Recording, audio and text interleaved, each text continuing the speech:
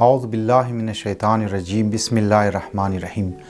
अज़ीज़ान गिरामी, अगर मुआशरे पर तायराना नज़र डाली जाए तो मालूम होगा कि इन आखिरी सालों में शादियों की तादाद में बहुत ज़्यादा कमी हुई है। ख़ुसूसन बड़े शहरों और मुतमद्दिन शहरों में रहने वाले अफराद इस बला का ज़्यादा शिकार हैं। यहाँ तक कि शादियाँ इतनी ज़्यादा उम्र में होती है कि जवान अपने तमाम जोश व खरोश और ताज़गी को गवा बैठता है और शादी का मुनासिब व बेहतरीन वक्त जा चुका होता है। शादी की ताख़ीर के बहुत से असबाब व इलल हैं, लेकिन उनमें से एक अहम सबब पढ़ाई की मुद्दत का तुलानी होना है। इस बात से कोई इनकार नहीं कर सकता कि पढ़ाई की तवील मुद्दत भी बहुत से जवानों के लिए शादी में रुकावट बनी हुई है।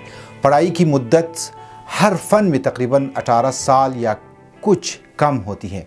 लिहाजा इस दौर में एक जवान को पढ़ाई से आज़ाद होने के लिए तकरीबन 25 साल की उम्र दरकार है। यानी इस दौरानिए में एक जवान अपनी जवानी का बेहतरीन हिस्सा छोड़ चुका है और अब उसके पास उम्र का एक ख़ास हिस्सा बचा है। और अगर इस सिलसिले में ये जवान मज़ीद अपनी पढ़ाई को जारी रखे तो गोया उसकी उम्र 35 साल हो जाएगी। लिहाजा अब सवाल ये पैदा होता है कि क्या शादी को पढ़ाई के मुकम्मल होने तक मौकूफ़ किया जाए या फिर तालीम और पढ़ाई की इस शर्त को ख़त्म किया जाए और ये राय हल पेश किया जाए कि हत्ता पढ़ाई के दौरान भी शादी किया जाना चाहिए।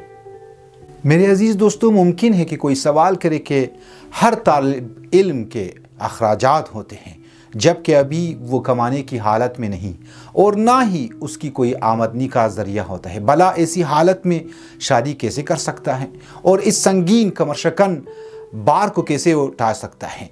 अगर आज़ादाना फ़िक्र किया जाए तो इस मसले का हल इस कदर मुश्किल नहीं है। जवानों को चाहिए कि पढ़ाई के दौरान जब एक मुनासिब उम्र को पहुँच जाए तो अपने वालिदैन और दोस्तों और हमदर्द अफराद के मशवरे के साथ अपने लिए शरीक हयात मुंतखब करे और इब्तिदा में एक जायज़ रिश्ता कायम कर ले कि जिसके लिए बहुत ज़्यादा तशरीफ़ात और इंतज़ामात की ज़रूरत ना हो और गैर मामूली अखराजात ना करना पड़े।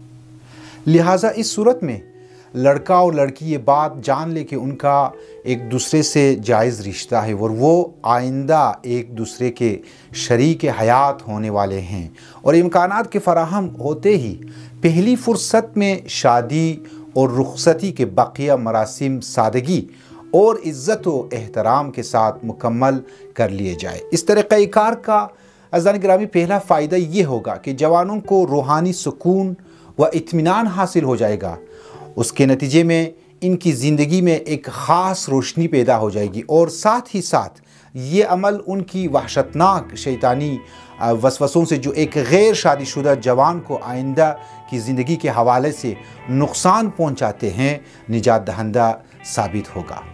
मेरे अज़ीज़ दोस्तों, इस तरह का अमल अक्सर जवानों के लिए मुमकिन है अगर जवानों के साथ उनके वालिदैन फ़िक्र व तआम्मुल से काम ले और ख़ुद जवान भी फ़िक्र सलीम के साथ अमल करे। अगर ये तरीक़ा मुआशरे में सही तरीक़े से अमली दुनिया में कदम रखे तो दीगर बहुत से मसाइल जो जवानों से ताल्लुक़ रखते हैं ख़ुद ब खुद आसान हो जाएंगे।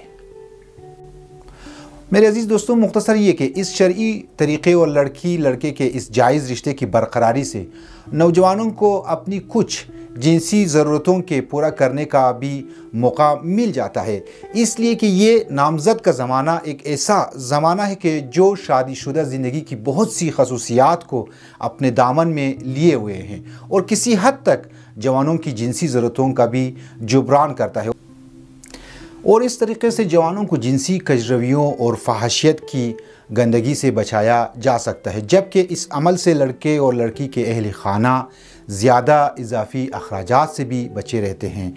बच्चे पैदा होने और उसके सबब असरअंदाज होने वाली मुश्किलात से भी महफूज रह सकते हैं। वस्सलामु अलैकुम रहमतुल्लाहि व बरकातुहू।